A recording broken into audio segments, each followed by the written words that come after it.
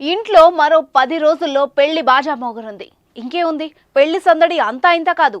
కన్న కుమార్తెకు సంతోషంగా పెళ్లి చేసి అత్తారింటికి పంపుదాం అనుకున్నాడు ఆ తండ్రి. బంధుమిత్రులు, స్నేహితులు, చుట్టుపక్కల వాళ్ళకి ఆ పెళ్లి విషయం చెప్పేశాడు. కుమార్తె పెళ్లి ఉండడంతో ఆ తండ్రి కంటి మీద కునుకు లేకుండా పెళ్లి పనుల్లో నిమగ్నమయ్యాడు. నిద్ర లేని రాత్రులు గడిపినా సరే కూతురి వివాహం అంగరంగ వైభవంగా నిర్వహించాలని భావించాడు. కానీ ఆ ఇంట్లో అనుకోని పరిణామం చోటు చేసుకుంది. తేజస్ అకాడమీ స్థాపించిన 12 సంవత్సరంలో 1918 డిఫెన్స్ ఉద్యోగాలతో పాటు ఇంటర్లో రాష్ట్ర స్థాయి మార్కు సాధించి తెలంగాణ నెంబర్ 1 గా నిలిచిన తేజస్ ప్రమాదంలో మృత్యువాత పడ్డాడు. దీంతో ఒక్కసారిగా ఆ ఇంట్లో విషాద ఛాయలు అలుముకున్నాయి. మరో 10 రోజుల్లో కుమార్తె వివాహం ఉండగా తండ్రి రోడ్డు ప్రమాదంలో మృతి చెందిన ఘటన మంతని మండలంలో చోటు చేసుకుంది.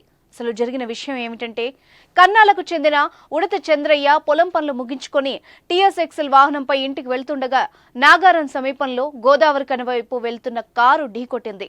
కింద పడిపోయిన చంద్రయ్యకు తీవ్ర గాయాలయ్యాయి. ఢీకొట్టిన అదే కారులో చంద్రయ్యను చికిత్స కోసం హాస్పిటల్కి తరలించారు. పరీక్షించిన డాక్టర్లు చంద్రయ్య అప్పటికే మృతి చెందినట్టు నిర్ధారించారు.